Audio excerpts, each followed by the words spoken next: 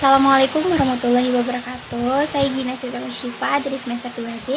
Di sini saya akan mereview kembali apa yang telah disampaikan oleh asisten dosen dari Profesor Dr. Hajah Heni Nur Aini SHMH, yaitu Dr. M. Rendi Ardayani SHMH dengan mata kuliah hukum pidana pada pertemuan ketiga.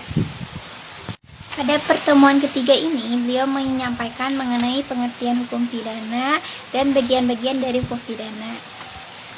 Pengertian hukum pidana itu ada dua. Yang pertama yaitu material atau objektif atau substantif, atau bahasa Inggrisnya itu criminal act, yang merupakan adalah hukum yang mengatur hubungan hukum antar perseorang yang berisi larangan dan keharusan, dan bagi mereka yang melanggarnya akan dikenakan sanksi yang sanksinya lebih tajam dari cabang-cabang hukum yang lainnya.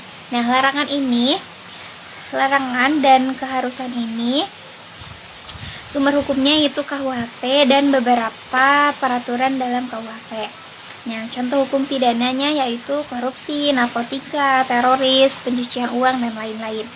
Nah, sedangkan hukum pidana formil adalah salah satu cabang ilmu hukum yang merupakan hak negara untuk menerapkan sanksi bagi pelanggar hukum pidana material. Nah, salah satu contohnya yaitu pada Kitab Undang-Undang Hukum Acara Pidana. Selanjutnya adalah bagian-bagian dari hukum pidana. Yang pertama yaitu bagian bersifat umum. Nah, bagian bersifat umum ini yaitu berlaku untuk seluruh hukum pidana, baik terdapat dalam KUHP maupun di luar dari KUHP itu sendiri, dan diatur dalam buku 1 pasal 1 ayat 103.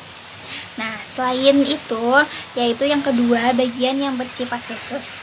Nah, bagian bersifat khusus ini mengatur perbuatan-perbuatan yang mana dapat dipidana dan disertai hukuman berupa sanksi yang melanggarnya diatur dalam buku 2 pasal 104 sampai 488 tentang kejahatan, dan diatur dalam buku 3 pada pasal 489 sampai 569 tentang pelanggaran.